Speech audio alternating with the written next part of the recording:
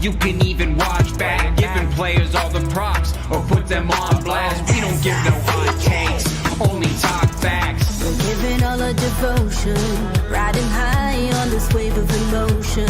Going all out, yeah, cause this is our time. No, ain't no stopping us till we reach the finish line. All in, we came here to win. We're gonna give everything. S-I-C-K on the run. S-I-C-K, sick, sick. On fire, we're ready to fight. We'll bring the house down tonight. S-I-C-K on the run. S-I-C-K, sick, sick. Play it on the car ride, play it when you lounge. X and O, you know that we can hold it down. Shout out to my man Sammy, got it off the ground. And to all the listeners tuned in right now, got debates, analysis, and speculation. This is sports talk for the new generation. You know where to find us, got a reputation. Sick podcast, your #1 sports destination. Giving all our devotion, riding high on this wave of emotion. Going all out, yeah, cause this is our time. No, ain't no stopping us till we reach the finish line. All in, we came here to win.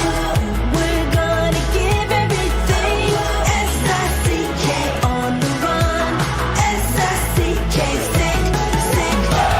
On fire, we're ready to fight. We'll bring the house down tonight. S-I-C-K on the run. S-I-C-K, sick, sick. S-I-C-K, it's the sickest podcast. Tune in for the audio, or you can even watch back. Giving players all the props or put them on blast. We don't give no hot takes, only talk back. S-I-C-K, S-I-C-K, S-I-C-K, S-I-C-K, S-I-C-K, S-I-C-K, S-I-C-K. all in, we came here to win. We're gonna give everything. S-I-C-K on the run. S-I-C-K, sick, sick. S-I-C-K, it's the sickest podcast. Tune in for the audio, or you can even watch back. Giving players all the props or put them on blast. We don't give no hot takes, only talk facts. We're giving all our devotion, riding high on this wave of emotion. Going all out, yeah, cause this is our time. No, ain't no stopping us till we reach the finish line. All in, we came here to win.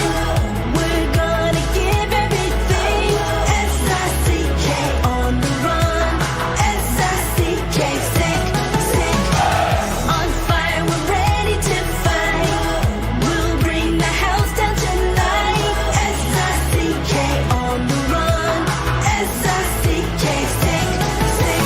Play it on the car ride, play it when you lounge. X and O, you know that we can hold it down. Shout out to my man Sammy, got it off the ground. And to all the listeners tuned in right now, got debates, analysis, and speculation. This is sports talk for the new generation. You know where to find us, got a reputation. Sick podcast, your #1 sports destination. Giving all our devotion, riding high on this wave of emotion. Going all out, yeah, cause this is our time. No, ain't no stopping us till we reach the finish line. All in, we came here to win. We're gonna give everything. S-I-C-K on the run. S-I-C-K, sick, sick. On fire, we're ready to fight. We'll bring the house down tonight. S-I-C-K on the run. S-I-C-K, sick, sick. S-I-C-K, it's the sickest podcast. Tune in for the audio, or you can even watch back. Giving players all the props or put them on blast. We don't give no hot takes, only talk back. S-I-C-K, S-I-C-K, S-I-C-K, S-I-C-K, S-I-C-K. S-I-C-K. Turn up your volume. Because you're about to listen to The Sick Podcast. With Tony Marinaro. 55 seconds left in the penalty, a minute and 27 seconds left in regulation time. Boston 4, Montreal 3. Lafleur coming out rather gingerly on the right side. He gives it into Lemieux, back to Lafleur. Oh! The sickest Montreal Canadiens podcast.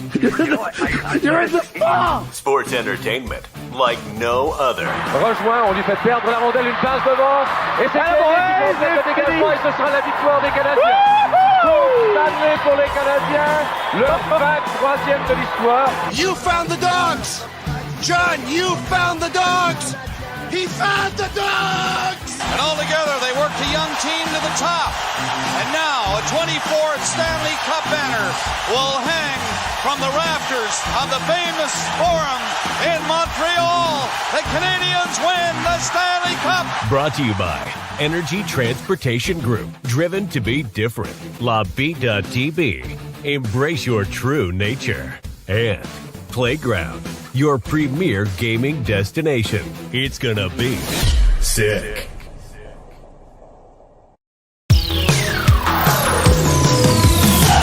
All in, we came here to win. We're gonna give everything. S-I-C-K on the run. S-I-C-K, sick. S-I-C-K is the sickest podcast. Tune in for the audio, or you can even watch back. Giving players all the props, or put them on blast. We don't give no hot takes, only talk facts. We're giving all our devotion, riding high on this wave of emotion. Going all out, yeah, 'cause this is our time. No, ain't no stopping us till we reach the finish line. All in, we came here to win. We're gonna give everything. S-I-C. Marinaro, the Sick Podcast on this Tuesday, January 14. Yesterday, when we broke away, I said, I think we'll be off on Tuesday night because the Montreal Canadiens had a 9 p.m. Eastern time game, which was going to finish at around 11:45 p.m. Eastern, which it did. It actually finished about 4 or 5 minutes ago.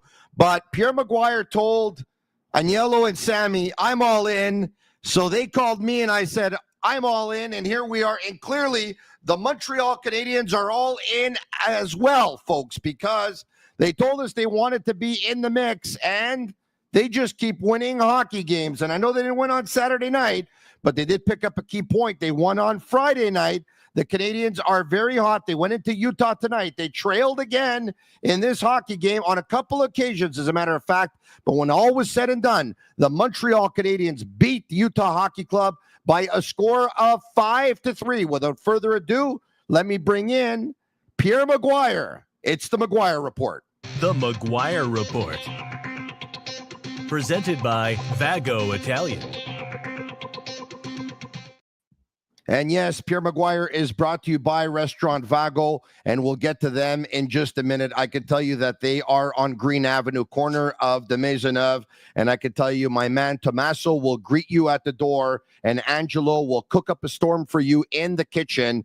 They combine old world classics and new Italian dishes for over 23 years. Private dining rooms for any occasions, open Monday to Saturday evenings and lunch from Tuesday to Friday. Located 1336 Green Avenue in Westmount, corner of the Maisonneuve. For reservations, call them at 514-846-1414. Pierre McGuire, how are you? I'm excellent. I'm probably like a lot of fans that are fans of the Canes. That was fun to watch. Bad penalties for Montreal. Great penalty kill. Some timely saves from Sam Montembeault. Awesome hockey from the second line. Kirby Dach, Patrick Laine, Alex Newhook. There was a lot to like in that game. There was a lot to get mad at, but there was a lot to like in it too. You're right about that, Pierre. And I'm clear, I would imagine that Marty St. Louis is not happy with the 2 penalties to start the game in the first 64 seconds of the game in a span of 35 seconds. As a matter of fact, I think they took 2 penalties. Michael Pezzetta, let's get to this right away, as a matter of fact. Why was Michael Pezzetta in the lineup? Well, in case you missed it, earlier this morning, there was a report from a Swedish journalist who told us that Emil Heineman was hit by a car as he was walking yesterday in Utah. And a couple of minutes later, the Montreal Canadiens confirmed it. Let's see if we have that tweet from the Montreal Canadiens. Do we? If we do, let's try and bring it up. Okay, we don't just yet, but anyway, I think it was around 10:46 earlier this morning that the Montreal Canadiens did indeed confirm the report. Emil Heineman out with an upper body injury. He'll be out anywhere between 3 to 4 weeks. Pierre, of course, we all know what happened with to Johnny Gaudreau and his brother Matthew right before the NHL season started. God love them and God rest their souls, as they were hit by a drunk driver and ultimately, unfortunately, they lost their lives. Emil Heineman, Pierre, I was saying earlier this morning on the radio, since I've been covering the Canadiens, I've never heard, or I can't remember this ever happening to a Montreal Canadiens player. Marty St. Louis, trying to make a joke out of it, trying to get a little bit of humor. And it says, the way Emil Heineman plays, it's unbelievable. You would think that he would get hurt, and he doesn't. And, he gets hurt walking. But, the good news is that, obviously it could have been a lot worse.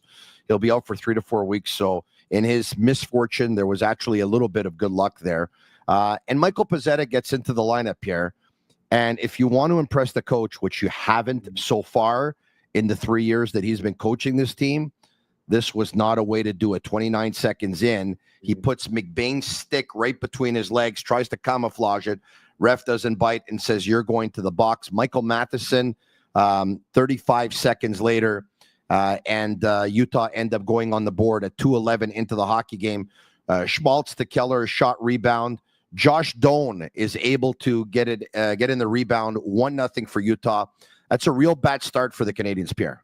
A terrible start, but then Mike Matheson comes out of the box and like a bolt of lightning streaks right through the Utah Hockey Club defense. But I don't know what they're going to do with Michael Pezzetta. I hate beating up on players because this is an honorable kid. He cares about playing. He wants to be a Montreal Canadian.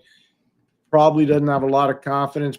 Definitely doesn't have a lot of game time. You can see – I don't know why they started. I do know why they started, because they were putting them on the line instead of Heineman, and they like to start Armia and Evans and Heineman, so Heineman's not there. But I get that. I wouldn't have done that. I would have put Gallagher there. I'm just telling you, Tony. Like, I would have started Gallagher. Pezzetta probably shouldn't have started that. That's a coaching mistake. It's not a major one. It's one they'll look at again down the road. Now they got to figure out who we're going to put on the left side with Evans and Armia, because it can't be Pezzetta. Yeah, Pierre, yesterday I was in studio of TVA Sports, and, Maxime Lapierre was saying, at one point, you can't sabotage a young man's career as well. You got to do something to get Pezzetta going. And I understand that point. Really, I do. Having said that, it's coming to the point where I don't necessarily blame the Montreal Canadiens. I mean, with all due respect to Michael Pezzetta, I don't think he's in the starting lineup for any team in the National Hockey League. Not right now anyway. He works hard. He's got better, but he's one of those who's he's missing something, Pierre. Well, right now he is, and I think a lot of that is just game time repetition, but that you can't fault anybody. I mean, this lineup's been winning. You called it at the best coming out of the gate. This team is in a very serious position to be a playoff contender. So, if you're asking me, what do? I mean, they got players down in Laval that can play. They do. They have guys that can come up and play. I mean, can Joshua Roy play there? Yeah, he can. Maybe you move Anderson down and move Joshua Roy up. I don't know, but they have guys that can come in. Maybe Luke Tuck can do it. Maybe Florian Xhekaj can do it. They've got guys that can do it. That being said, they're going to have to do something. I know they're going into Dallas. I get that. But they're going to have to do something there. Pierre, seeing as they don't play Pezzetta anyway, I mean, even when he does play, he plays 3, 4, 5 minutes a game. Tonight he played 5 shifts for 3 minutes and 50 seconds. Why not just go 7D? Oh, they might. Then you put Jaden Struble in. I've noticed a lot of teams are doing it. LA did it the other night in Edmonton. More and more teams are starting to do that. You might. And then you can maybe move Gallagher down there, or you can move Anderson down if you want to just keep a lefty on that side. So, no, it's a great point by you. Here's the one thing, though, Tony. I don't want to get sidetracked on this. Double shift your best players. That's all right. There's a lot to celebrate, though. Lane Hutson, 3 assists in the game tonight. Tony, on the road. I don't want to – you know what I think of the player. I was first out of the gate on this guy.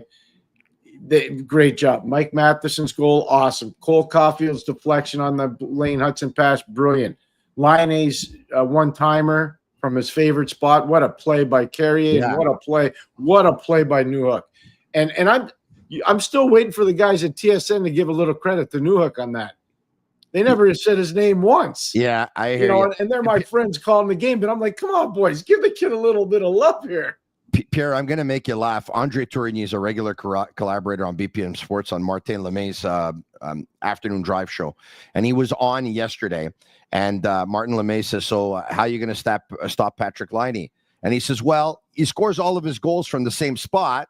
So what are we going to do? We're going to do exactly what other teams do. We're going to be aware of it. And in the end, he goes, how are you going to stop it? He goes, well, we're probably not. And he laughs, and I thought it was just so funny. And then Patrick Laine ends up scoring his first goal at 5-on-5. And Pierre, you talked about Newhook's play to start it all off, rightfully so. How about Alex Carrier with the dummy, like shades of Mario Lemieux at the Olympics?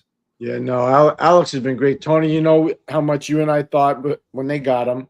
Yeah, this is going to be considered one of the great heists of this season. I'm not saying of all time, but of this season. And that's not a knock on Justin Barron, but Justin Barron wasn't doing anything what Alex Carey is doing. And what Alex Carey has done for Caden Gooley is amazing.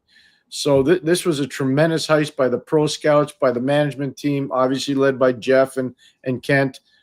But there's a lot to like here. And you know, you talked about, it's funny, how are we going to stop Laine?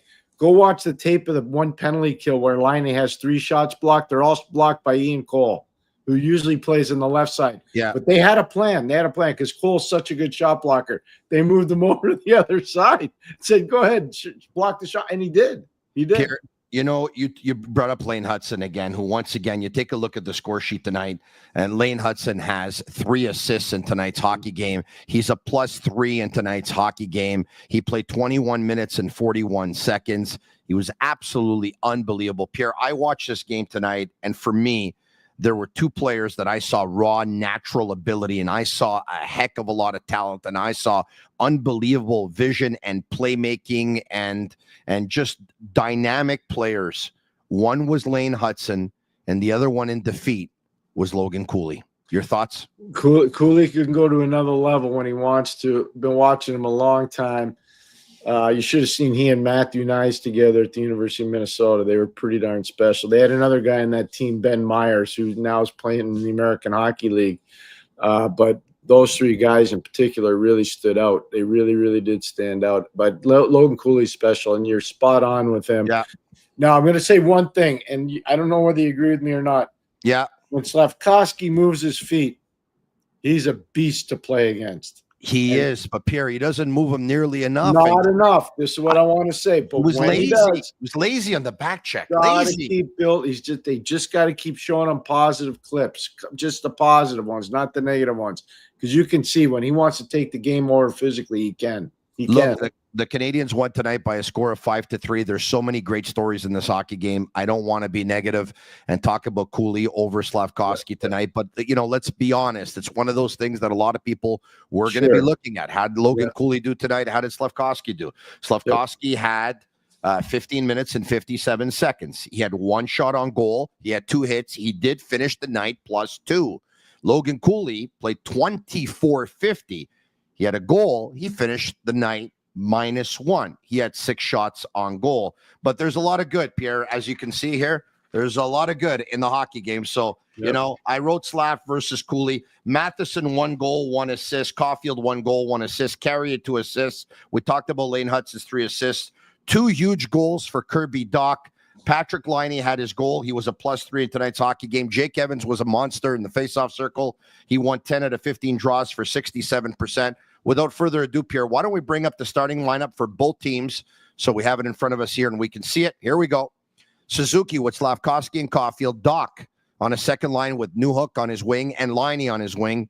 Dvorak with Gallagher at right wing and Josh Anderson at left wing. And Jake Evans with Armia and Pezzetta in for Heineman, who once again is going to be out anywhere between 3 and 4 weeks. On defense, Hutson with Matheson on his right. Goalie with Carrier. Xhekaj with Savard, and Samuel Montembeault got the starting goal. You know, Pierre, you know what I've been liking too lately is my buddy sent me a text message earlier this morning and said, you know, it's odd, but Dobish is almost starting against the better teams. Like Dobish had a tough game, you know, it's a difficult start to play on the road on a Friday night in Washington. It's never an easy place to play. He played on a Saturday afternoon in Florida versus the Panthers. He played on a Saturday night in Colorado versus the Avalanche. And he said, why don't they give Dobesh the game on Tuesday versus Utah and give Montembeault the game Thursday in Dallas, seeing as Montembeault just came off of a very good performance versus Dallas on the weekend. And I said, yeah, you know what? I understand your reasoning, but they're getting this goalie thing. Man, no matter who they're going with, they're taking points out of games, and they're getting your thoughts behind Montembeault going tonight when it looks like maybe Dobesh will go on Thursday, or do you come back with Montembeault, Pierre? No, I would probably go with Dobesh, and here's why. Dallas will have a book on Montembeault from their game on Saturday. They're not going to have nearly the book on Dobesh, nowhere near. And this is a Dallas team that's coming back from a road trip. First game back, different kind of a deal. They flew out tonight after they beat Toronto. I watched that game as well. So I would be going the way Montreal did it in this one. Doesn't mean that I'm right, but I'll tell you, that would be my philosophy. It's a good way of thinking, Pierre. And we know what happened when teams started to get the book on Cristobal Huet. I told you that. Your famous book on Cristobal Huet, they got it, and you were right, Pierre. Yep. Let's take a look at the Utah lineup. The Utah lineup. Logan Cooley centering the first line, with Schmaltz on his wing and Keller on his wing. Hayton centering the second line. By the way, for those wondering, Barrett Hayton, if I'm not mistaken, was picked 5th overall in the Jesperi Kotkaniemi draft with Josh Doan, Shane's son, on his right wing, and Michelli on left wing. Third line, Bukestad with Krause on the wing and McBain on the other wing. Stenlin with Kerfoot and Carconi. On defense, Sergachev and Mata, Cole and Kesselring, Valimaki, and John Marino. Vejmelka was in goal for Utah Hockey Club. Let's get to the scoring if we can. Some of the game stats, we have it here. Yes, it's Doan, 2 minutes and 11 seconds in on the power play. Loose puck, and he's able to pot it home up and over Samuel Montembeault.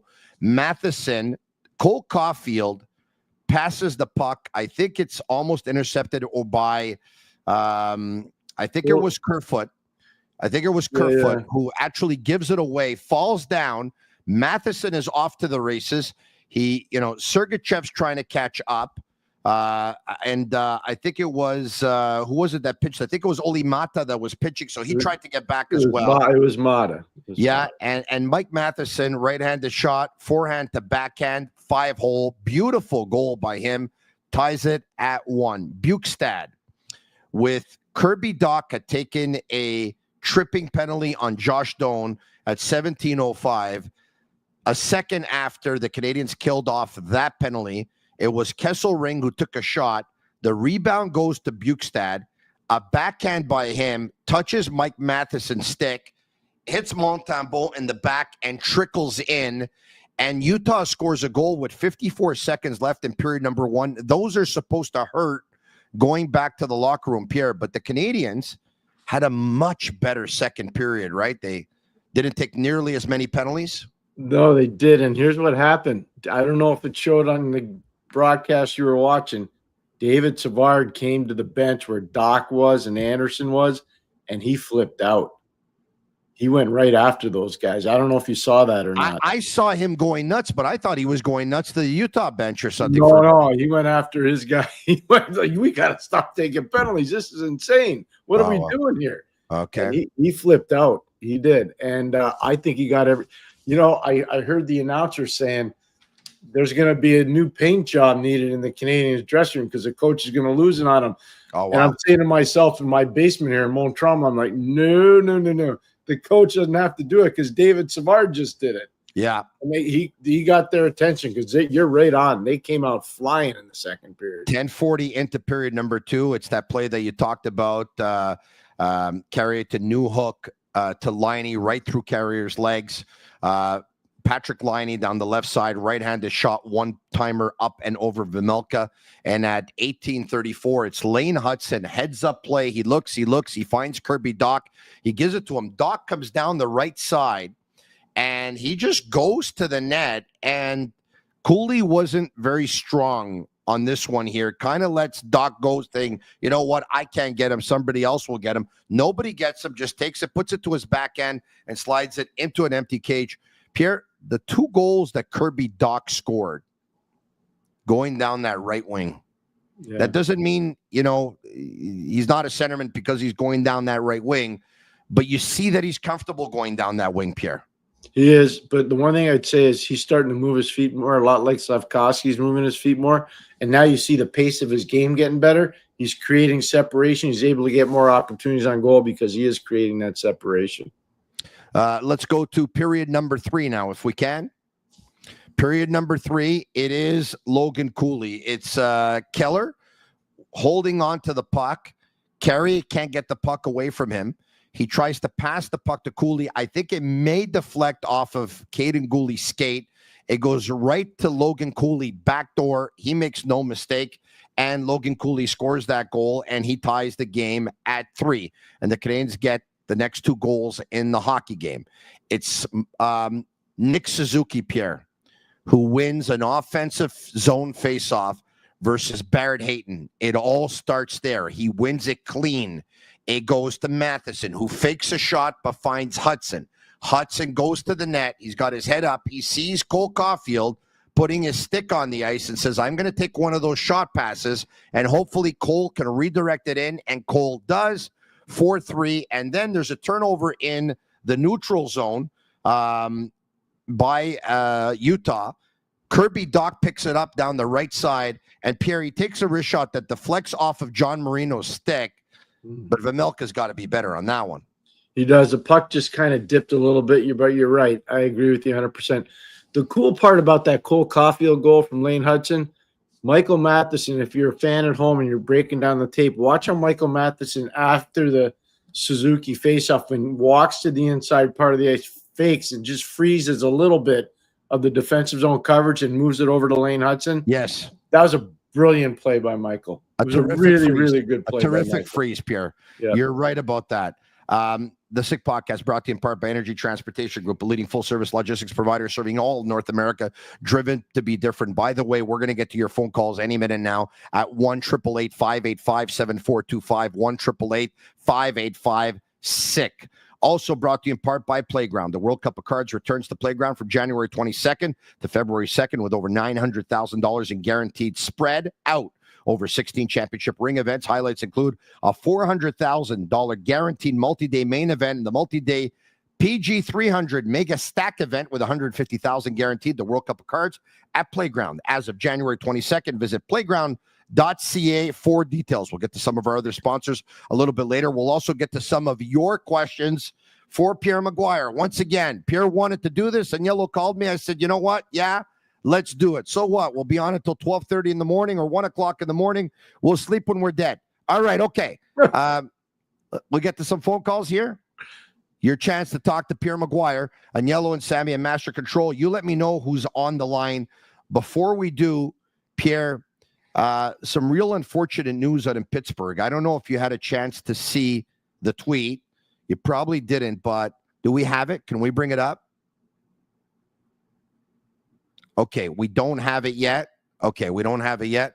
Pierre, I'm just going to read it to you then, right here.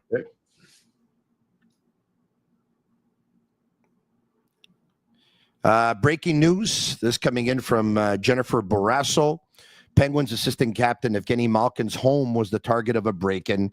Sources tell me the Penguins superstars' 3 Stanley Cup rings are missing. A developing story. So, look, luckily nobody was hurt. And the rings can be replaced, I'm sure, but it's always too bad. It's always unfortunate. You notice how this is happening a lot with NFL football players when they have games. People are trying to break into their homes. Yes. And now I think it's obviously happening with hockey too. This is unbelievable what's going on. It really is. It's terrible. It's so sad. Yeah, let's go to. You're right about that, Pierre. Let's go to. And you know what? I don't know what they can do. Obviously, everyone's got sophisticated alarms, and some even have some watchdogs. But probably be a good idea to leave someone at home or leave the lights on, or you know what, maybe not. Let's go to Steven. Steven, welcome. Hey, to the Habs postgame on the Sick Podcast. How are you? Really, really good. Even though I was stuck working the night shift, I got to watch that brilliant game, so I'm a happy camper like the rest of us. Yeah. Hey, look at the bright side. There's some that are working at 12:15 a.m. and you're home now. I just got off enough to see, I think, the last minute, and then tuned into the Sick podcast. So perfect timing, I'd say. Thank you. What's on your mind? I got a quick question for Pierre, actually. Sure. This is kind of an interesting one. I might get laughed at here, but since we've been doing some change-ups here in the goaltending department, I'm wondering if possibly the writing is on the wall for Monty in the near future. I mean, we got Fowler in the pipeline. Dobish is proving himself against the big guns. Do you think we see Dobish possibly taking over the starter position by the end of the season by any chance? I don't believe so. No, I don't. I think Montembeault will come out, Stephen, from the Four Nations event with so much confidence, whether he plays a ton or plays a little bit, just from being around there is really important. I don't see that happening this year. Jacob Fowler's team, Boston College, they should have a long run. I don't know if Laval will still be playing when their season is over. If they are still playing when the season's over, I have to think he's going to sign and go there. There's no guarantee the Canes are going to make the playoffs, even though they're looking good. But I wouldn't see that happening this year. I'd be very surprised. Thank you so much. Possibly in the next couple of years or whatever, if it maybe say Fowler, No, I could see that in a couple of years, just because he got a 3-year contract extension, Tony. So he's got 2 left after this. So yeah, I could see that for sure happening. But now, no, I don't see that happening. It is a 3-year deal at 3.1 up in the future then, or Montembeault? I'm sorry, I missed that, Stephen. I apologize. Oh, sorry about that. I interrupted you. That's my bad. I was just asking if you see Dobish perhaps backing up Fowler, or what do you think it'd still be Montembeault? I'm curious. I think eventually Fowler's going to be the goalie in the Montreal Canadiens. I really do. And that's not a knock on Dobish, and that's not a knock on Montembeault. This guy's really special. I mean, you'll get a chance to see him, and maybe he's not as good as I think, but he's pretty darn good. I'll tell you that right now. I haven't seen a lot of goalies like that at the college level in a very long time. Thank you so much. I'm hoping for the 2 Jacobs, or Jacob and Jacob, whatever. But Montembeault kind of reminds me of Peter Budaj. He's got all the heart and everything, but I see him more as a backup goaltender. But I kind of feel like Montembeault might get pushed out in the next 2 or 3 years. But I was just curious what you thought. So thank you. Thanks, Stephen. Thank you so much. All right, there you have Pierre. I was just saying, Samuel Montembeault last year signed a 3-year contract extension at a very respectable 3-point and digestible $3.15 million per season. Isn't that a great deal, Pierre? It's a great deal, and it's not only a great deal because then you'll have Fowler on entry level, and you still have Dobish on entry level. Like, they're paying a pittance for a goaltending position in the NHL. They're very, very fortunate in Montreal. There were a lot of games in the National Hockey League tonight, and the Boston Bruins, by the way, that was a big-time statement game for them versus Tampa, because it was about a week ago that Tampa overtook Boston by taking 3rd spot in the Atlantic, which moved Boston down to a wild card spot. And there's a lot of talk in Boston about some dissension in the locker room coming from a sports radio host out of WEEI in Boston, saying that there's tension between Marchand and Pasternak doesn't want to play with Marchand. And Marchand took exception and said that the host probably shouldn't be holding on to a job because the furthest thing from the truth, that he and Pasternak are friends. And that radio host doubled down today and said, I trust my source, and I'm doubling down on that. Anyway, you didn't see it tonight from the Boston Bruins. They win a big one versus Tampa Bay. And Pierre, how about John Cooper, who scratches Braden Point because he missed the team meeting? I think there's more to that than what we know right now. I don't know enough about it. Obviously, I'm not around their team. I watch every one of their team's games, but something had to happen. For a coach to scratch him in a game like this, something had to happen. Now, think about it. Braden Point's going to be part of Team Canada. Yeah, I was just thinking about that. Cooper's going to be the coach. Yeah. This is a funny situation. It really is. It's going to be interesting to see how it plays out. Wow. The last time there was some dissension between an executive and one of his star players in Tampa, that player wanted out. But I'm talking about Steve Yzerman and Marty St. Louis. You're right. But, Braden Point's a heck of a hockey player. But good for John Cooper saying, you know what? No different strokes for different folks here. It's the same rule for everyone. Well, it's going to be there. I got to believe it's more than just missing the meeting. it's been a couple meetings and he got a free pass and a couple I other hear ones. you. Okay, I got it. I'm kind of looking forward to hearing what the actual story is in this whole thing. Dallas 4-1 over Toronto. San Jose doubles up on Detroit. Seattle doubles up on Pittsburgh. Think about this. Pittsburgh losing, good news for the Canadiens. Detroit losing, good news for the Canadiens. Tampa Bay losing, well, somebody had to win, and Boston won that game. New Jersey losing, probably good. Ottawa winning versus the Islanders. Somebody had to win that game. Philadelphia losing in a shootout versus Columbus. That's too bad because, they're both getting points in that game. But in case you're wondering what the standings are like in the East, in the Atlantic, it's Toronto, Florida, Tampa. In the Metropolitan, it's Washington, New Jersey, Carolina. And then the wild card, the Bruins hold the first spot with 49 points. Columbus holds the second wild card with 48 points. Columbus has 2 games in hand on Boston. The Senators are 1 point behind Columbus with a game in hand. The Canadiens are 2 points behind Columbus with a game in hand. The Detroit Red Wings are 4 points behind Columbus with a game in hand. And the Flyers are 4 points behind Columbus. They played a game more. Pittsburgh's 4 points behind Columbus. They played 2 games more. Long story short, folks, the Canadiens are in the mix. They've been in the mix for several weeks now, and they continue to be in the mix. Back to the phone calls we go. Where are we going? Let's go to Andrew. Andrew, thanks for calling the Habs post-game show on the Sick Podcast. What's going on? Hey, guys. How are you guys doing, Tony and Pierre? Excellent, Andrew. I just want to ask you guys, with Uri Slafkovsky, what do you think is the main thing holding him back from us seeing him last year in the second half absolutely tearing it up? Is it confidence?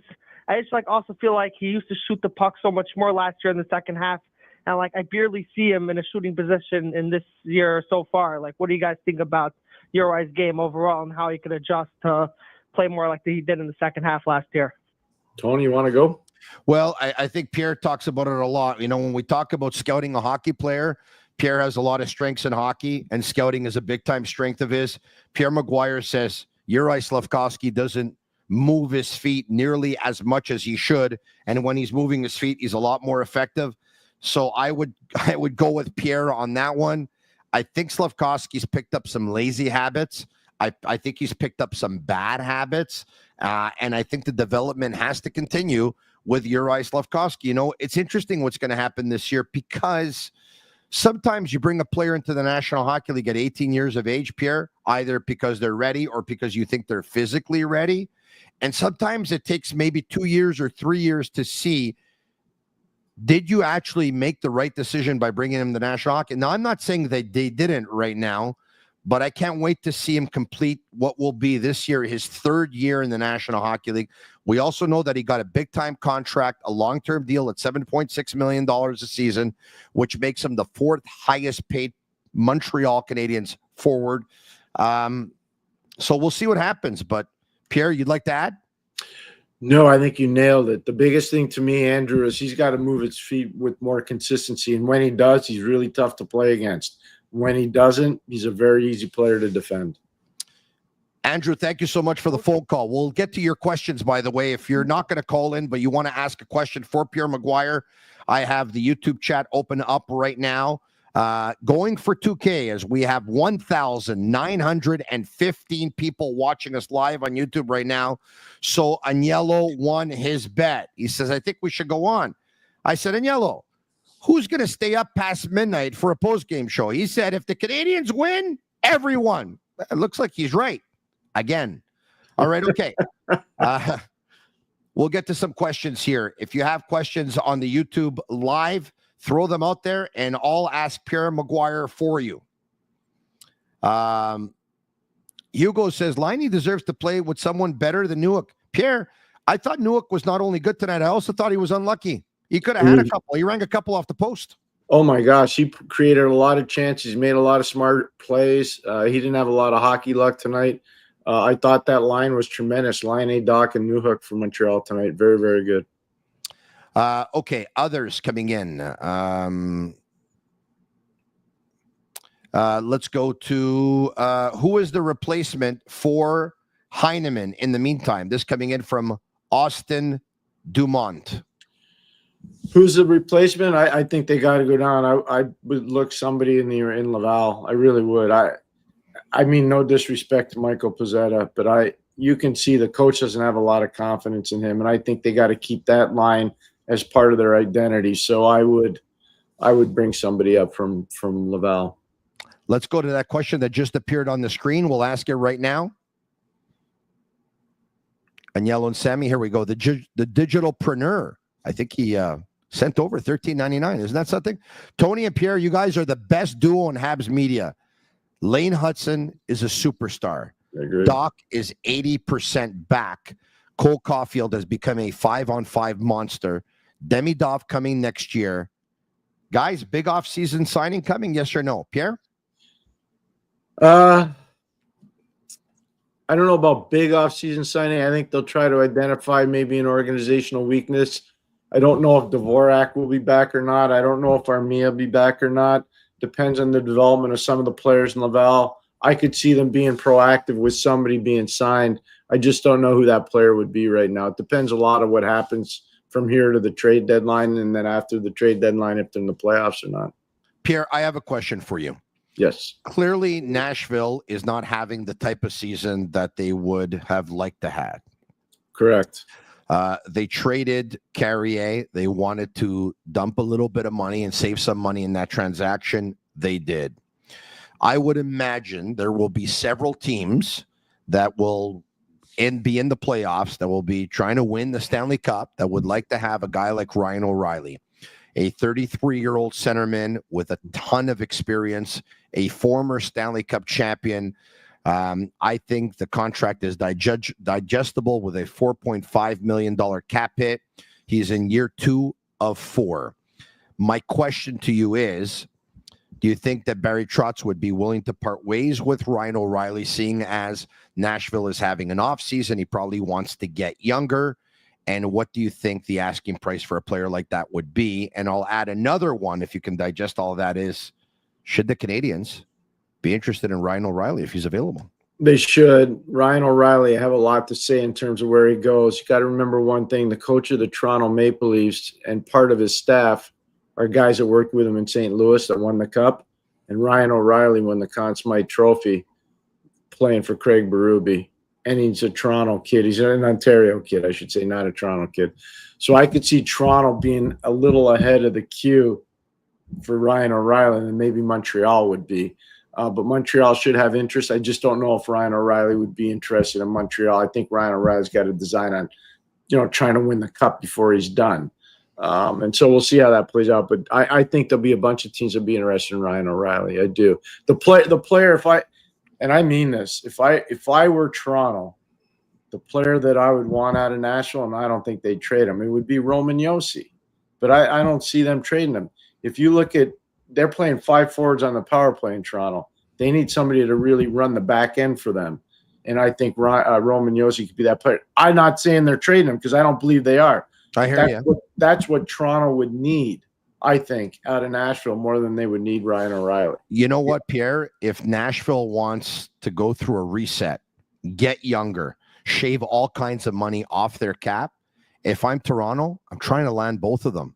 I'm going all in. I mean, how many years? How many years do you have to try and win the Cup? I mean, they're knocking on the door here. I'm not going to say it's now or never because they still have a couple of years, but they got to move here. Let me ask you a question. What happens if Mitchell Marner doesn't get signed? I think the window gets really short for them in Toronto if they lose Mitchell Marner. He's a big part of their plan. Big time. So this is probably the most important season. And I wouldn't say for the Toronto Maple Leafs in the last 20 years. I agree 100%. Since Pat Quinn was coaching there, I'll tell you that right now. When Pat was there and they lost to Carolina, when Carolina went to the Stanley Cup Final 06, that was probably their last best chance. Toronto. Bittt Tibi has launched their new Ultra Lager. It's a refreshing, thirst-quenching beer, perfect for the chilly winter days with only 90 calories, 2 grams of carbs, 4% ABV per can. Available in a pack of 6 and 12 in grocery stores all around the province of Quebec. It's ultra light. It's ultra refreshing it is. Le Bittt at Tibi. Also, you want to get in on the action, or the Montreal Canadiens going to make the playoffs? Is Lane Hutson going to win the Calder Trophy? He's definitely in the discussion with Macklin Celebrini. Go all the way with Betway and get a free bet up to $200 if your first bet loses. Scan the QR code on the screen or click on the link in the details section to create an account and redeem your welcome offer. Offer is only available for new customers. Terms and conditions apply.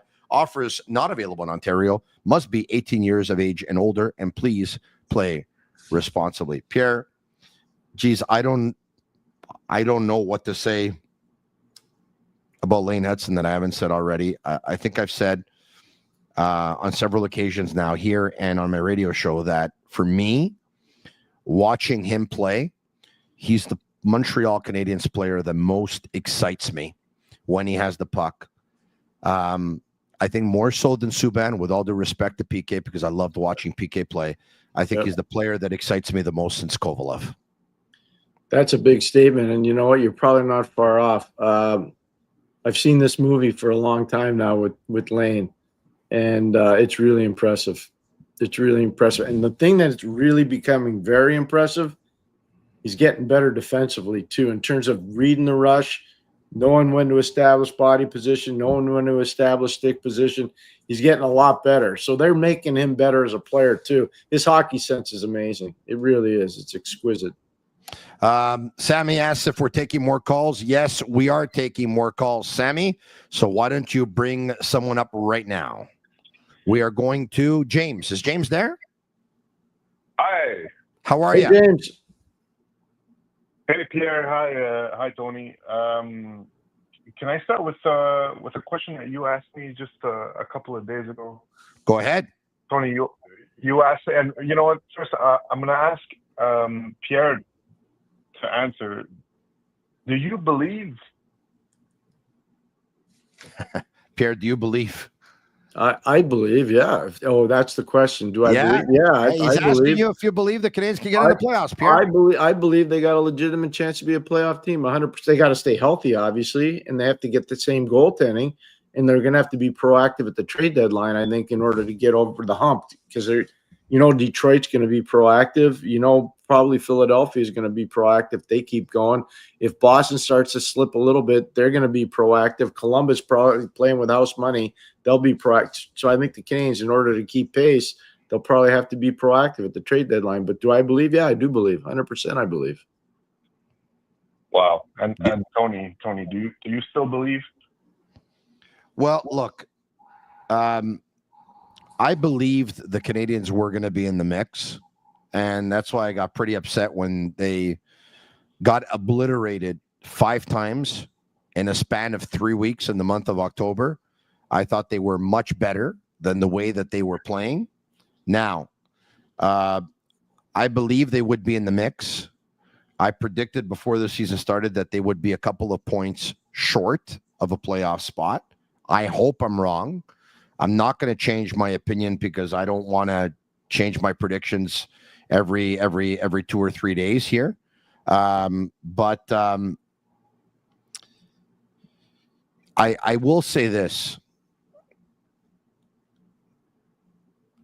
I wasn't sure that Marty St. Louis could have the Canadiens playing this well without adding to his staff a very veteran, experienced, defensive-minded coach.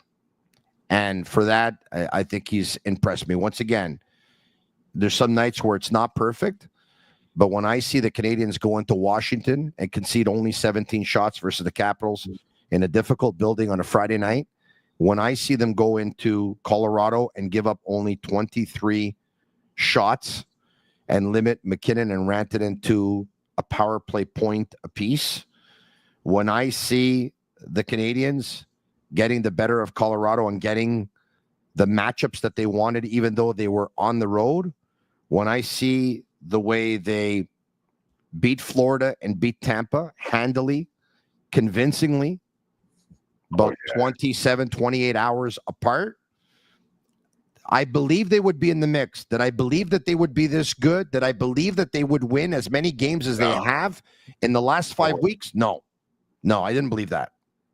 It almost seems like a dream, to tell you the truth. But what's amazing about tonight, James and Tony, just so you guys know, the Canadiens gave up 14 shots in the first period because they took 4 penalties. They gave up 10 the last 40 minutes of the game. 10 shots they gave up in the last 40 minutes of the game. They gave up 14 in the first period. That's unbelievable. Yeah, that brings me to my follow-up question. Mainly for you, I also want to hear Tony about it, unless you're going to speak about it on the BPM Sports tomorrow morning, because I'll be there. Thank you. How does this team find a way to win? Well, I think heart's a big part of it. I think they got vastly underrated quick strike offensive capability with Suzuki and Caufield. Line obviously tonight scoring his first 5-on-5 goal is a great play by Carrier and Newhook. I don't think enough's being made about Carrier coming over in the trade. We talked about it right away because it allowed Goalie to go over to the left side where he's a lot better, where he played in junior, even though he can play as a left shot on the right side. Carrier is a veteran player. I can tell you right now, when I was working in Ottawa, he was a player that was on our short list. If they were going to trade him, he was somebody we were interested in because we were really short on the right side as well. So I've been watching this player for a long time. I think that's really helped change a lot of the matchups for the Canadiens. So it's hard. It's vastly underrated. Quick strike offensive capability. It's the addition of a real key player. And let's be fair, they're getting great goaltending. They're getting really good goaltending. Oh, yeah, 100%. Guys, you know what? We Pierre, you talked about that first period in which the Canadiens took some bad penalties and were dominated by Utah. Marty St. Louis was asked what his message was to his hockey team at the end of the first period, and he said, we had to repair quick. The locker room handled it, and we came out and looked like ourselves again in the second period. Pierre, when he says we had to repair quick, the locker room handled it. Yeah. Is he saying that a couple of guys got up and said a few words? What is he? Remember what I said to you about Savard going nuts on the ice? I watched him. That's what he's alluding to. And I'm sure when they got in the room, there were a couple of guys that challenged one another. That's not a bad thing. That's a good thing. That's a real good. I saw David do that, and I'm like, oh boy, this is good. It's really going to help the team, or it's going to create a problem in the room after the period. And it definitely was a positive thing for the team. So the coach recognized that, and it's good. Sometimes you stay out of the way.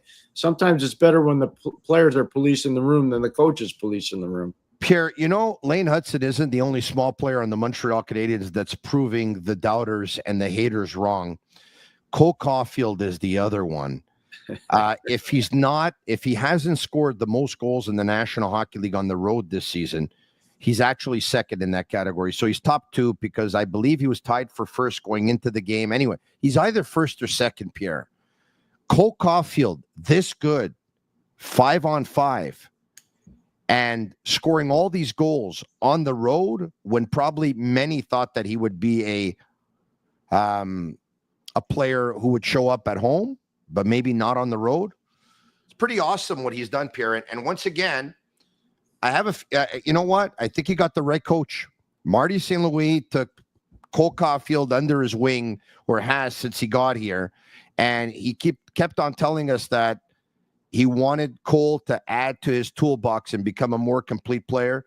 Kent Hughes talked about Brad Marchand becoming a better player every year with Boston. Cole Caufield's become a very good 5-on-5 player, Pierre. He's not a defensive liability, I'll tell you that. No. And he's taken pride in his back checking. He's taken pride in being strong in the boards. He's taken pride in going hard to the net with his stick on the ice, not being separated from the puck in cycle situations. You can see it. He's a much more complete player. Canadians have done, and Marty's done a real good job. Trevor Letowski deserves some credit on this too. As a staff, they've done a really good job with him. Tremendous job. Are you in Boston right now? No, I'm in Mont-Tremblant, Quebec. Oh, you're in Mont-Tremblant? Oh, awesome. I know you spend a lot of time in Boston. Do you have any intel or any insight or any opinion on that report in Boston? Do you want to touch on that, Pierre? Yeah, Is there some dissension in that locker room? I don't think so. I maybe you guys are challenging one another, but here's the one thing. I did a bunch of Bruins games for a lot of years. And there's one tradition they always had before the start of every game, because our studio is right near where the Bruins come out, and I walk down the same hallway with the Bruins before the start of every game because I'd work between the benches. There's Marchand would come running down the hallway. Pasternak would be there. They'd jump in the air. They'd crash into each other. And all the guys go, yeah, yeah, yeah, yeah. And then they'd go out on the ice. I've never known them not to be friendly. I've never known them not to be respectful of one another. If they're having an issue about something internally about playing, that happens on every team. So I don't know. I don't know what the reporter's alluding to. I have no idea. Pierre, Mike Kelly from the NHL Network and Director of Analytics and Insights for Sportlogic. Lane Hutson with 97 pass completions to the slot this season. That's number one for defensemen in the National Hockey League. His 32nd assist of the season is fifth among all NHL defensemen.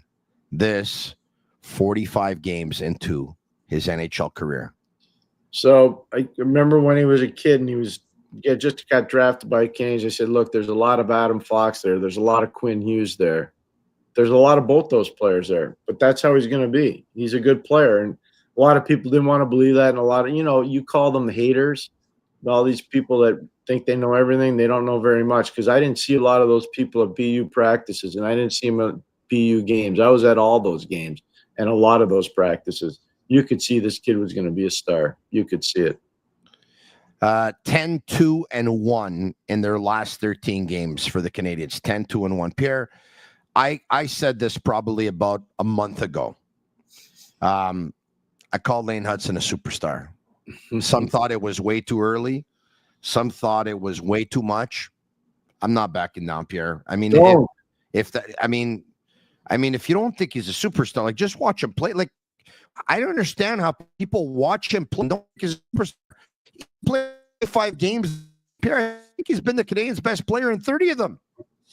I would agree. I mean, it's hard to argue with you. The one thing I'd say is, do you think Quinn Hughes is a good player? He's a superstar. He's a superstar. Is there a big difference between him and Lane Hutson right now when they play? I don't see that big a difference. No, I don't think so. That's all I'm saying. Yeah. That guy won a Norris Trophy. No, I'll say this. Do I think Lane Hutson's as good as Cale Makar right now? No, I don't. Do I think he's got the potential to be offensively as good? Yeah, maybe he does. I don't know if he'll ever be as good defensively. Cale's big. I mean, he's a big guy, Tony. And his partner, he and Devon Taves together are really tough to play against.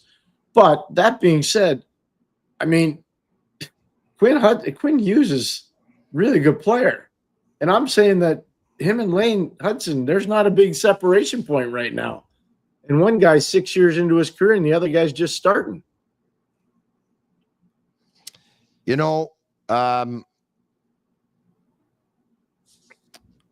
don't know if he's going to win a Norris Trophy, but if he has seasons of a point per game or maybe more, if I had to bet on it, I would bet that he will. I think he's that good. Well, if he goes over a point a game, and you're talking 90 to 100 points, and he's going to have a real chance to win. Look, Erik Karlsson 2 years ago won the Norris Trophy. He had 23 points, but he was minus 23, I think, or minus 24. I don't think Lane Hutson, when it's all said and done, and he's at the same stage of his career, he's not going to be a minus player. Just like Quinn Hughes isn't a minus player. But when you look at the first 2 years Quinn Hughes played in the league coming out of Michigan, he was a minus player his first 2 years. First full 2 years in the NHL. He was. He's never been a minus player since, ever. Pierre, I got to tell you, some people think that we're crazy on the chat, but they can call us crazy all they want. I mean, I don't know. Like, the stats don't lie. The video doesn't lie. I mean, Lane Hutson. Okay, so let's try and find some stats here. Mike Kelly just said he's number 1 in slot passes in the National Hockey League. He's number 5 in defensemen in the National Hockey League for assists. He hasn't missed a game. He plays over 20 minutes a game.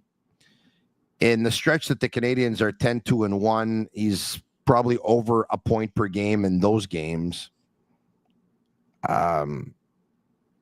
He's a first wave power play player Ever since he's been quarterbacking that power play has been absolutely lethal.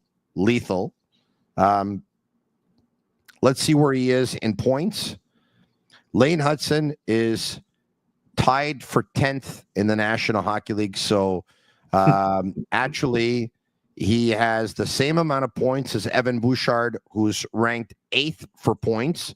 And Lane Hutson has played 1 game less. So he's 8th for points among NHL defensemen. He's 1 point behind Adam Fox. He's 2 points behind Victor Hedman.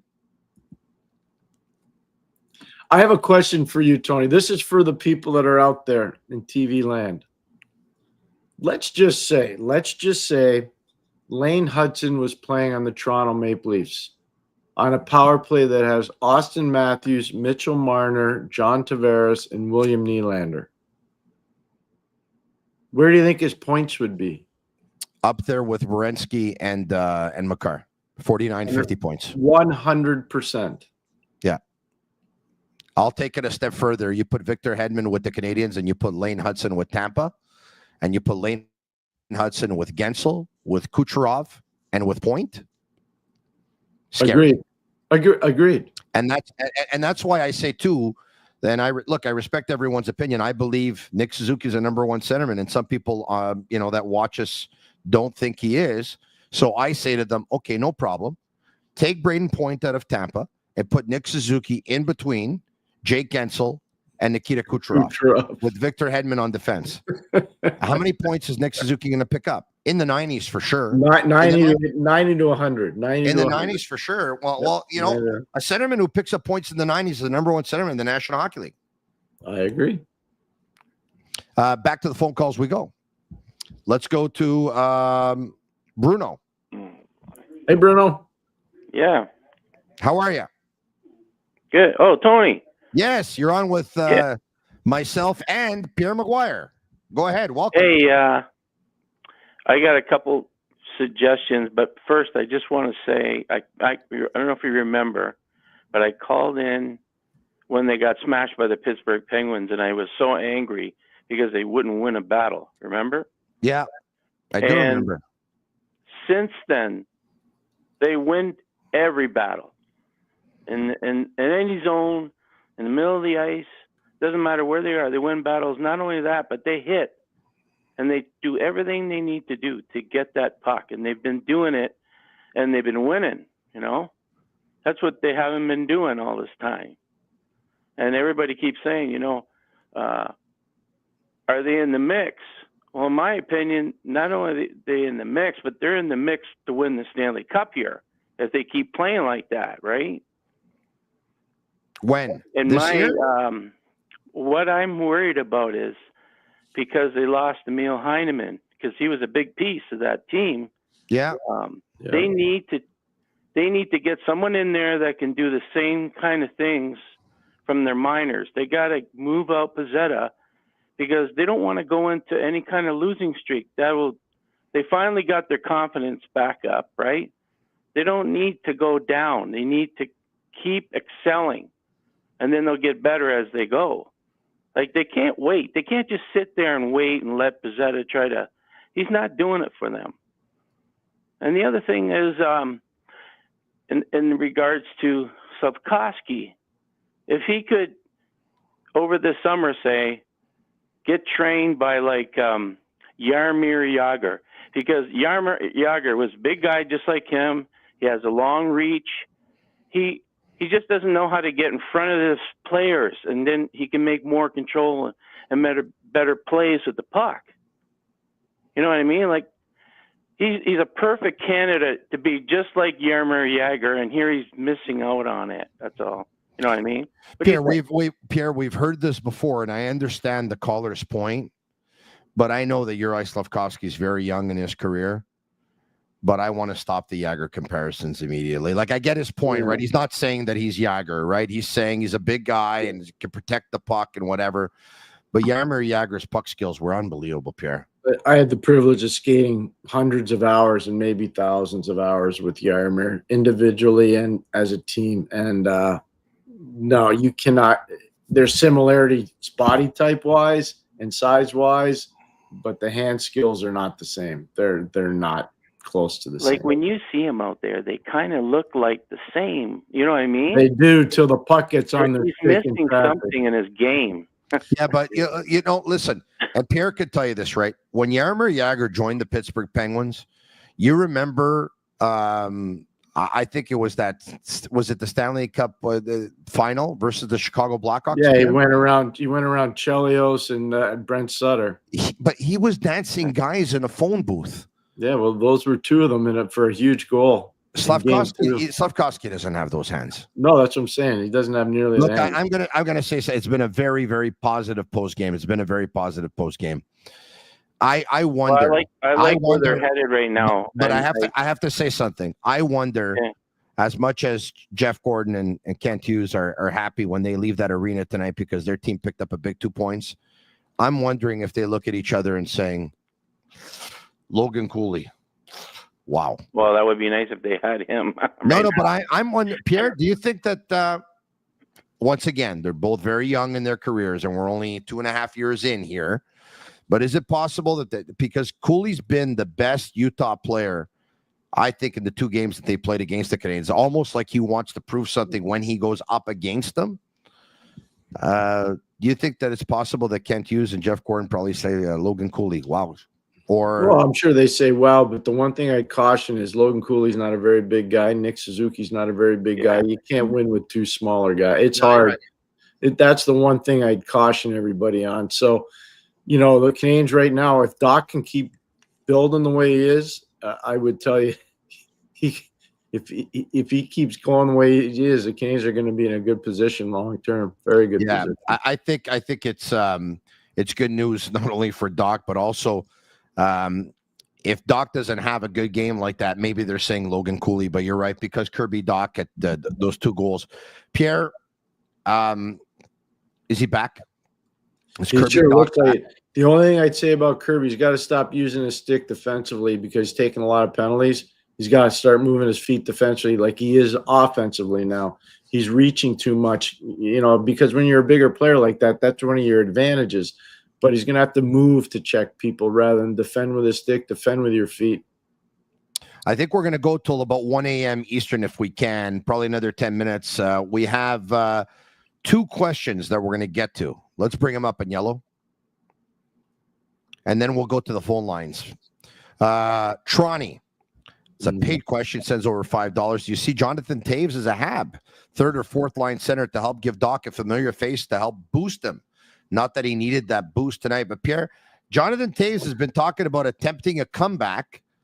I think a lot of people are saying, you know what, it would be cool. I think Patrick Kane himself said it'd be cool if he was in Chicago for Toews, but if he was seen in Montreal watching a game, Pierre, does that say anything to you? No. Yeah. I think he is going to try to come back. I think much like what Brian Trottier did for our 91 and 92 teams, Brian Trottier taught all of us how to win.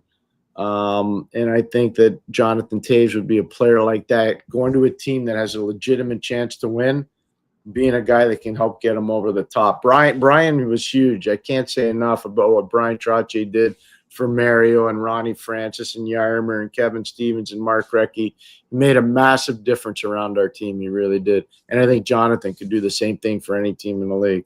Let's go to Guillaume. Guillaume, thanks for calling the Habs post game on the Sick Podcast. I'm Marinaro. He's Pierre McGuire. What's going on, Guillaume? Hello, Tony. Hello, Pierre. You guys are the best. All right, that's the first thing I wanted to say tonight. Thanks, Guillaume. Every night after the game, best post-game show there is in Montreal. All right. Thank you. So number 1 is around town. I think there's not enough good noise about Alex Newhook. I can't believe that this guy is receiving so much negative energy right now. He's moving his feet. He's first on the forecheck. He gets in on the board. He's playing physical, and he's very fast in how he plays.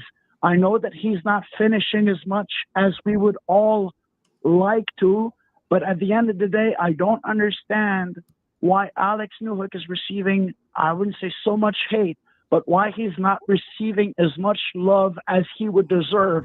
Tonight he had many scoring chances, Pierre. I'd like to hear you about Alex Newhook is, am I overreacting on this? Is he playing as good as I think he is? Because I think he is. Oh, I think you're right, Guillaume. I don't think you're wrong. I think you're right. I was dumbfounded today. The announcers that worked the game on the feed that I watched didn't even acknowledge the pass that he made to Patrick Laine on the goal. And I'm like, whoa, wait a second. That's a big miss. You got to see that. You're in the building. So, no, I think you're right on. He had numerous chances to score. I think he rifled one off the post, and Vejmelka, the goalie for Utah, made some good saves. So, no, I think you're spot on. In a perfect world, Alex Newhook is probably a top-end third-line player. He's playing as a second-line player right now on a line with Laine and Dach. But he's not letting those guys down right now. And I think the whole team should be celebrated. I do. I really think the team should be celebrated. Okay, I'm going to have a different take on this one. I'm going to have a different take on this one, which I think is good because you know what? We can't all be on the same page all the time. No. You want to know why people are down on Alex Newhook? Because he's on pace for statistically his worst season of his career, guys. He's got 10 points in 43 games. Did he have a good game tonight? I think so. He did. Was he unlucky tonight? I think so. Does Alex Newhook show you great flashes? Yes. Does he have a lot of speed through the neutral zone? Yes.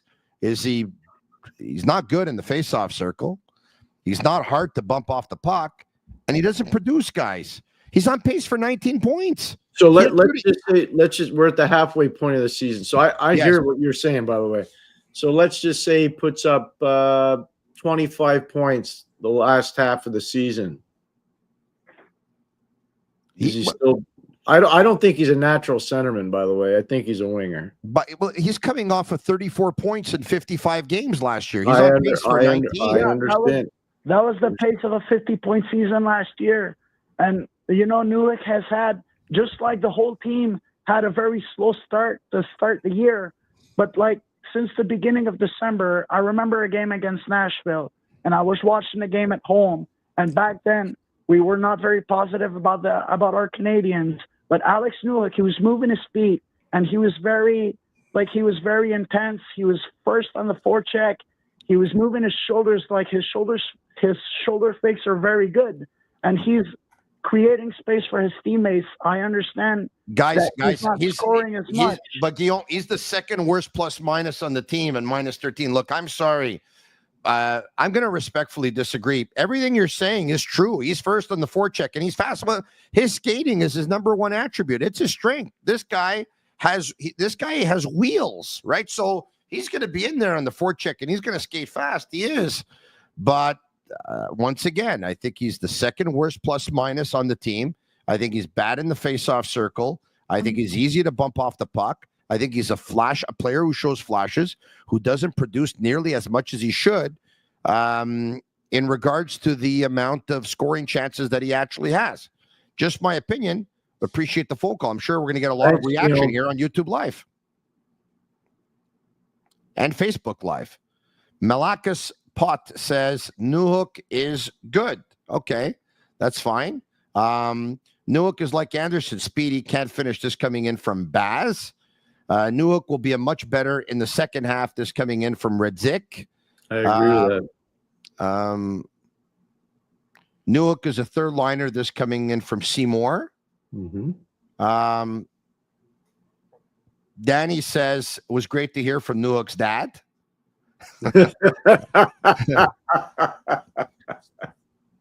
Quentin Gauthier says Joshua Roy is better than Alex Newhook. Well, he's going to have to do it at the National Hockey League level. Swerve says that Newhook reminds him of Paul Byron. And, okay, and I'd like to see Newhook get a goal on the penalty kill. He has the speed, and he's got an active stick. Newhook played on different lines last year. Newhook a lot of different line mates. Bet the house that Newhook will be better. Tony, 100% Newhook is a good fourth liner. All right, okay. Newhook is the new Russ Courtnall, so 66 pitting. Russ Courtnall, I think 1 year had like 30-plus goals for the game. Russ was over 30 goals. Yeah, yeah. Let's take one last call up here. Let's go to Anthony. Anthony, you're there. Hey, Tony. Hey, Pierre. How are you guys doing tonight? Great, Anthony. Thank you. Great. Thank you, guys. Thank you guys for having me. I saw the game tonight. Absolutely amazing performance. But you guys were talking a lot about the penalties the team was taking, and we talked about David Savard going to the bench and yapping at the guys for how bad they were with taking penalties. And obviously Marty St. Louis said something in the first period, but and I hate to hate on a specific player, but it seems like Xhekaj is taking a lot of penalties this year. I think he's got almost like 60 penalty minutes this year. He's ranked pretty high in the league, and taking penalties overall, I think he's like the 10th or 11th highest player in the league with penalties. Is there going to come a point where he might end up getting into some trouble? Like he might end up becoming a healthy scratch again, or could be playing himself into a position where he may end up getting traded because of all the penalties he's taking? I mean, like, what do you guys think? Like Tony, Pierre, you guys can both answer that, but. I think Xhekaj, I think actually his discipline has improved a lot. And I think that when he does take penalties now, he usually takes someone with him. I don't think he's putting the Canadiens as nearly as bad a spot as he did in the first couple of months of the season. I really like his game in the last month of the season. I really do. I don't have a problem with it at all. I think he's improved tremendously. His discipline is much better. They've definitely gotten to him. Tony's point about taking somebody with him is really a strong point.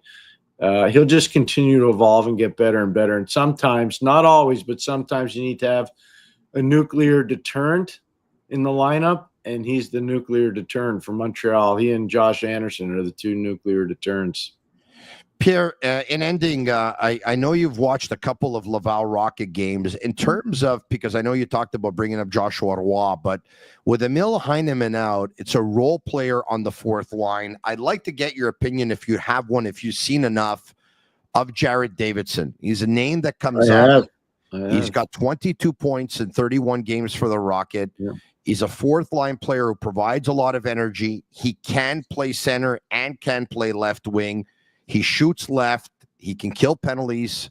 He's an energy player. Your thoughts as to whether or not you think that he could be a good call-up for the Canadiens? He could be, absolutely. He's an opportunist in the offensive zone. I really like that. The puck seems to come to him a lot in the offensive zone. He can score from in tight, and he can score from range, which is those are two really strong characteristics. No, he'd be a good name. I had a thought, Tony. I just wanted to run it by you. Yeah. What happens if you were to take Joshua Roy and bring him up and play him on a line with Dach and Laine, and you put Newhook down in place of Heineman? I think Newhook and Heineman are similar in terms of how they approach and play the game. And I think Newhook could have no problem playing on a line with Evans and Armia. And think about the speed quotient with Evans and with Newhook. That would be tantalizing to watch while Armia is recouping. And I think it would play more to the strength of maybe a player like Joshua Roy or maybe a player like Davidson. I think it's a really good point, because I think Joshua Roy has more potential to produce points at the National Hockey League level than Newhook. I think if you put Newhook on the fourth line and now all of a sudden he starts getting matchups versus other teams' fourth lines and going up against other teams' third pairing defensemen, he can burn them. I agree. I agree. I like it. And I like working with you, Pierre, and that's why we're on past 1 a.m. On this Wednesday morning. One more question. Louis Brandman, who's sending over $27.99. Wow, that's so nice. Pierre, thank you for the continual care for Montreal fans and the Habs. Do you think as the reward for being in the mix, we should replace Dvorak with Yanni Gourde at the deadline? Low acquisition cost and an upgrade on Dvorak. He would be great. Yanni's injured right now. He didn't play tonight in Pittsburgh. He's with Seattle, obviously, Stanley Cup winner in Tampa. I'm a huge fan of the player. I like the guy a lot. I was at a wedding with him, not last summer, the summer before. I think the world of the guy as a player and also as a person. I just don't know if he's available. I just don't know what they're going to do in Seattle with their group. I just don't know. I like the way Pierre goes to weddings and National Hockey League players are invited. I'd like to give a shout out to my neighbor, Fast Phil. He and I were at a wedding together a couple of years ago, and he's probably up watching the podcast right now. Phil, thanks for watching. Thanks, Phil. I'll see you tomorrow at the local bar. We'll go for a coffee. Pierre, thanks so much once again. Always fun doing this with you. We got one more. Fact Sake sends over $5. You guys are the best. Pierre, I'm a huge Mario fan. I don't think young fans understand how good he was. Any stories about 66 abilities? Thanks, guys. Pierre, so look, we'll leave you with this, but I'll just mention this. Yesterday, Connor McDavid, it was his 28th birthday. And they brought up, there was a chart that I saw on social media about players who have picked up the most points by their 28th birthday. And in the history of the National Hockey League, the guy who picked up the most points by his 28th birthday was Wayne Gretzky. Wayne Gretzky picked up like over 1,700 points. And Mario Lemieux was second, like about 590. I have it here, actually. Ready for this? This is amazing. Wayne Gretzky, points by his 28th birthday, 1,773. Mario Lemieux second, 1,174. So 599 points less. However, there was about 167 games difference. So 599 more points for Gretzky in 167 games more. Is it 167? Maybe, I think so. Connor McDavid, 1,040 points. So he picked up 134 points less than Mario Lemieux. So Mario Lemieux, 134 points more than Connor McDavid in 107 less games. Wow. So if that doesn't explain the awesomeness of Mario Lemieux, I don't know what will. But Pierre, we'll leave the final word with you. Oh, there's so many good stories. I'll tell you one from training camp in 1991. It was going on in the 91-92 season. We had a split squad at the time. Half the team was going to play the Islanders, and I was taking the rest of the guys out to Vail, Colorado. And we were flying on a commercial flight, and our flight was late. We landed at the old airport in Denver, which was close to downtown, and then we got on a bus to go to Vail. We were about an hour late, Tony, maybe an hour and a half, and I called Craig Patrick and Scotty Bowman at the office in Pittsburgh. I said, hey, we're late. Do you still want us to go on the ice for practice? And Scotty goes, you're darn right I want you to go on the ice for practice. So I didn't say anything. I said, okay, we'll go on the ice. So I went up to Mario. I said, hey, his nickname's Ace. I said, hey, Ace, we got to go on the ice today. The bosses want us to go on the ice. You okay with that? He goes, yeah, I'm okay with that. But we got to get food first. So we're taking the bus up to Vail. We pull over, I don't know, some fast food place, Tony, McDonald's, Wendy's, I don't know, one of those. And Burger King, I don't know which one it was. And we get food. You ask any player. Paul Coffey was on that rink that night. Kevin Stevens was on that rink that night. Larry Murphy was there. Like a lot of guys are in the Hall of Fame. Mario Lemieux put on a show that night in that practice rink across the street from the Evergreen Lodge in downtown Vail. I've never forgotten it. I told Mario's kids about it. They didn't believe me. I said, if you don't believe me, go ask Kevin Stevens or Larry Murphy or Paul Coffey. They'll tell you. I've never to this day seen a player ever do what he did in that practice. It was unbelievable how good he was. Pierre, I never had a chance to see him in NHL practices, but I can tell you that I'm broadcasting live from Villa Sal, probably about a 7, 8, 9 minute drive. Not far from Villamard. Not from far. where Mario grew up. His childhood home was on Jock Street. It was the second house that used to have the big round satellite dish that they used back in the day. Mario used to hang out at the DeLalo's restaurant all the time. Owned by the Malash brothers. That is absolutely correct. And the one story I can tell you is because my buddy used to play ball hockey against him and JJ Daigneault and some of the others. They used to set up these real good ball hockey games, Pierre. They were playing the Francophones versus the Italians back in the day. They would play 3, 4, 5 days a week. And I would say to my buddy, how did those games go? And my buddy would say, about half an hour in, they were up 10-0. Mario had 8 or 9 goals. I said, how often did that happen? He said, every time we played. Oh, I tell you what, just spectacular. Tony, he's amazing. Yeah. I'll be doing your show from Pittsburgh in late February because I'm going back. Mario's asked me to go back for his fantasy camp, which it's great because there's about 80 people from around the world that come. They pay a lot of money. Yeah. And Mario says, the first day What date is that? It's in late February, like 22nd of the whatever. I think the only information that you got wrong, Pierre, is that we'll be doing the show. Oh, yeah, we'll be working. Yeah, we'll be working. So you'll like this though. No, not that you'll be in Pittsburgh and I'll be here. We'll be in Pittsburgh okay, together. That's good. I'll bring you with me. But you got to hear this story. You'll like this.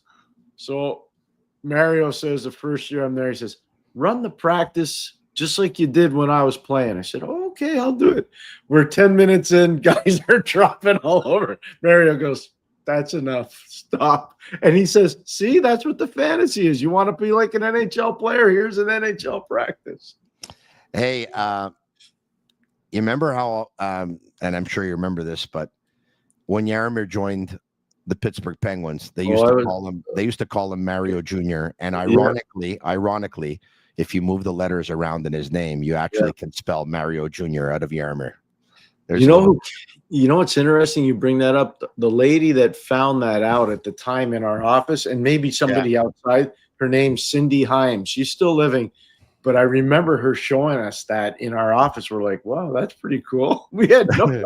Yeah, because all we were doing was watching tape and running practices. I told my colleague earlier today on BPM Sports Radio on my radio show Le Forum, Monday to Friday from 9:55 a.m. to 11:55 a.m. We'll give it a plug if I can.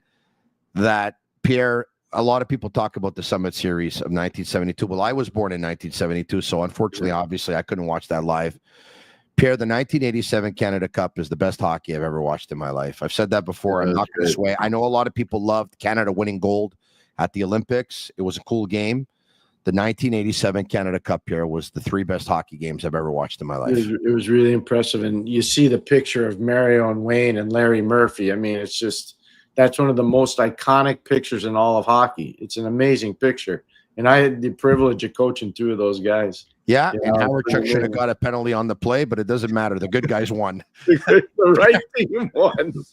Pierre, we'll talk to you soon. Thanks so much for doing this. Thursday night. Thursday night. We'll be back right after the Montreal Canadiens visit the Dallas Stars on Thursday night. Special thanks to everyone watching on YouTube, on Facebook, on Twitter Live. Thank you very much. And for all of your questions, all of your messages, all of your comments, all of your engagement. Special thanks to all of our sponsors as well. Energy Transportation Group is one. Playground is another. Tibi is another. Betway is another. And, of course, the McGuire Report brought to you by Restaurant Vago. And we thank them very, very much. Leave us a 5-star review on Apple. It's our way of feeling the love. Once again, we didn't think we were going to go tonight, but we saw so many of your messages last night that you all wanted me to come on and Pierre to come on. And so we decided to come on, and you were there in huge numbers tonight. You love us. We love you. And we're going to be doing this for a very, very long time. Ciao for now. We'll talk to you again tomorrow night. I'll be back. Same time, same place. And Pierre will join me again, of course, on Thursday after the Canadiens and the Stars. Have a great night. Habs win 5-3. And that's a wrap. Hope you don't miss us too much until next time. Follow the Sick Podcast with Tony Marinaro on YouTube, Instagram, Facebook, Google Play, and Apple Podcasts. The Sick Podcast is brought to you by Energy Transportation Group, driven to be different. Tibi, embrace your true nature. And Playground, your premier gaming destination.